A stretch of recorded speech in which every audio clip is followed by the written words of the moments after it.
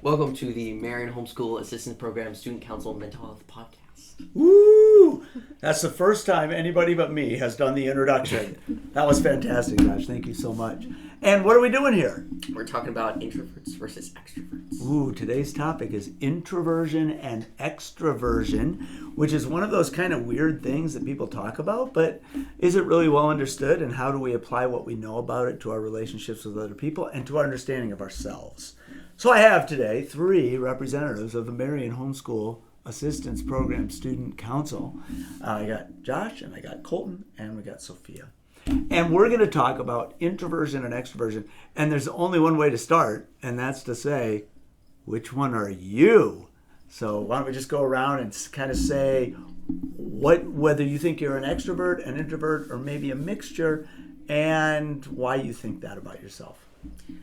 I would say I'm an extrovert.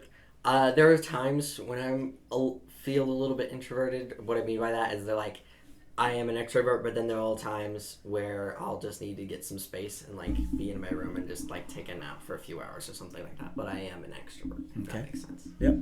I'd probably fall into a similar realm where I definitely want to be around people. If I'm going somewhere, I want people to be there, but if there aren't, if I'm just by myself in my room, then I'm fine with doing that for a while. So I would definitely say I'm an introvert.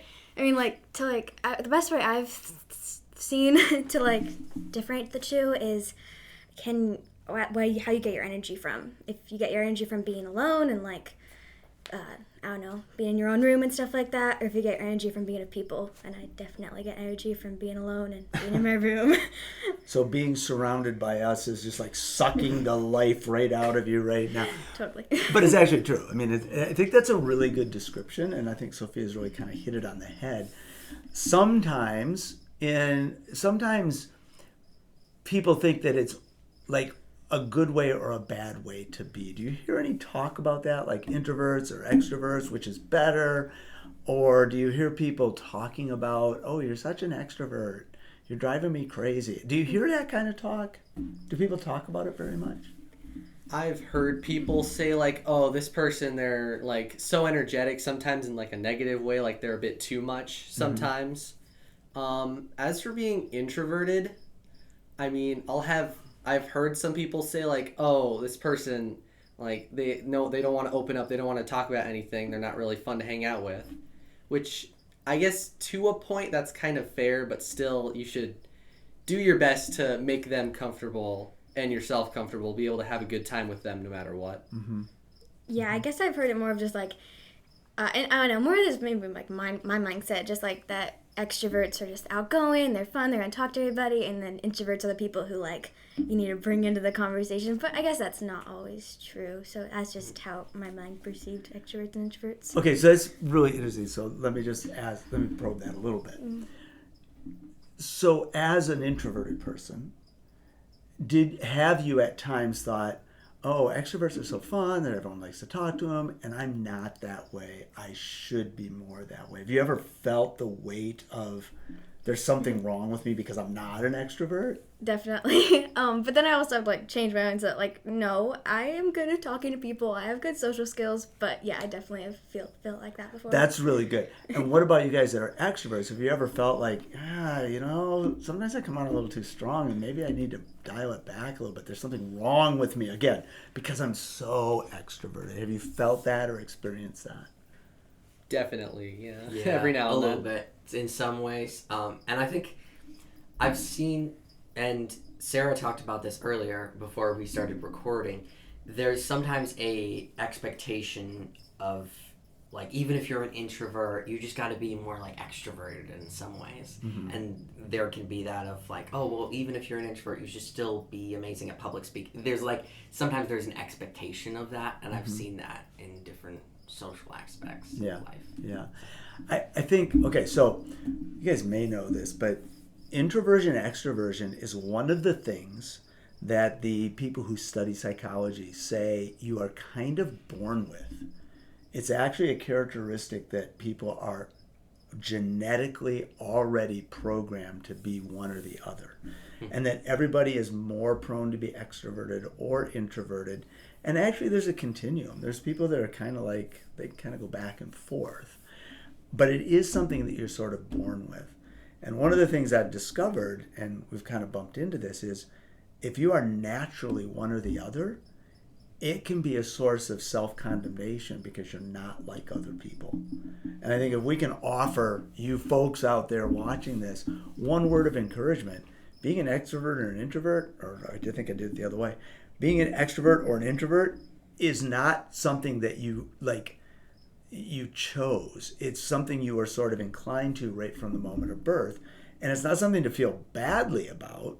That being said, what are the dangers process this out the best you can? What are the dangers for extroverts that they could maybe benefit from learning from introverts about? And what are the dangers for introverts that they could benefit from learning from extroverts? In other words, you're born this way, it's fine. There's nothing wrong with you. But if you stay too extroverted, you're going to miss out on some things that introverts know and vice versa. What would you say would be some of those things? I'd say like this may be for introverts too, but like admittedly I can be sometimes like impulsive with my words or my actions. So like when I'm with a group of people, so just like that might be something nice to know or like to learn from introverts if you do like sort of hold back, think a little more every now and then. Yeah, or like I can't say much because I'm not, but to like I don't know, take time to like be by yourself and to like think about stuff. I don't know. Yeah, that was really good. I think that's fantastic. So I'm probably classified more of an extroverted person, and sometimes to avoid thinking about internal things, extroverts will just be extroverted. But they'll avoid the internal thinking that comes more naturally to introverts. Whereas, okay, so what's the flip side? What would be some things that introverts would have to be aware of that they could learn from extroverts? Like, I guess you have to speak to this because you're a resident introvert. I don't know, maybe pushing myself more to like, okay, I'm going to talk to these people, or okay, I'm going to make plans to make. I can just very much like, no, I want to stay home. Yeah, I'll just be alone. Mm-hmm. Yeah, I think for introverts, and one of the dangers is they could get trapped inside of their own little mental bubble. And we need other people to bounce our realities off of because we can't tell a good enough story in our own head based on our own experiences. Like we're made to be in community. And introverts can get trapped in their own comfort zone, but then their story starts to go sideways. Extroverts never can get to a place where they never even realize they're telling a story. They're just like AJ was telling us about somebody bouncing off the walls because they got so much energy. There's nothing wrong with that, but you can avoid ever dealing with your stuff. So it's a balance. Fair enough? Yeah. Yeah. So, what would you want to say, first of all, to other extroverts about being an extrovert and how to be a healthier version of yourself? Know when to back up and slow down. Okay, that's so good. I would agree with that. Something for me, I have a pretty big family, so something for me is for the introverts in my family. Excuse me. I kind of have to like test the waters, but also like I try to like get a vibe almost of like is this person all socialed out? Do they want to talk to me right now, or do they just want to get some space? And I kind of have to get a feel for that. I'm getting better, but it can be difficult for me to do that. And I don't just want to go up to any introvert and be like, hey, come on in this conversation, and then like their mind is like trying to explode from the inside out because they don't want to be in that situation, you know? Yeah. So that's something that I struggle with a little bit, but I think I'm getting better at that. All right. Those are fantastic. I comment, but I'll let Sophia talk first. What do you want to say to introverts out there? I guess to just put yourself out there like that, and to not overthink everything. Because if I was in that situation, and just I awkwardly stand to their side, all these people are talking, and just overthinking oh no, they don't want to be with me, or I would love to have somebody to come over to me and just say hey, that's so nice. But that's not just random that I thought of that. I don't know, to just not overthink stuff, because that's definitely you can just get in a spiral of no, they don't want to hang out with me. Yeah. Wow, that's really good.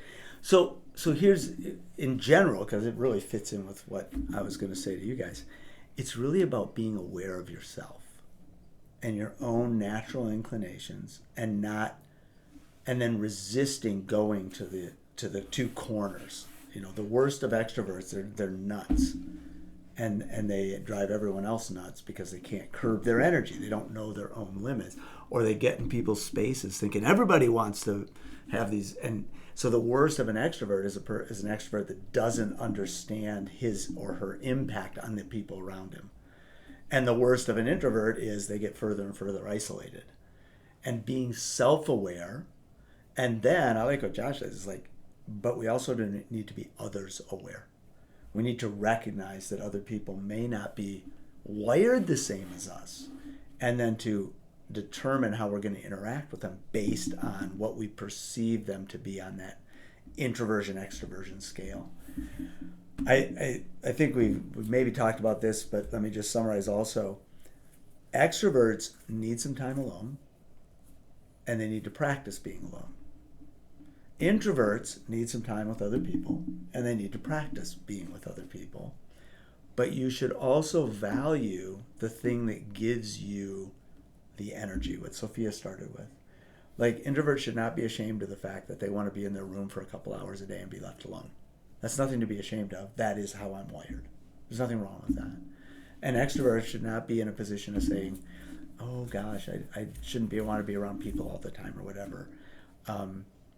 And I think sometimes parents miss this. I could be wrong about this, but I think sometimes parents miss this. Whatever they see their kid doing, they want them to do something else. This is a whole new topic, right?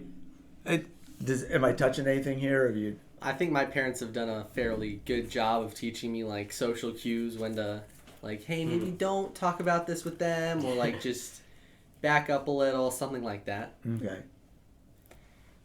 I see my parents all the time just being oh, I should totally get you with this person, or oh, do you want to do you want them to drive you over so you can talk to them? And it's no, I don't want that. It's so good. I think parents, bless your hearts, parents, they worry about the thing that their kid doesn't do.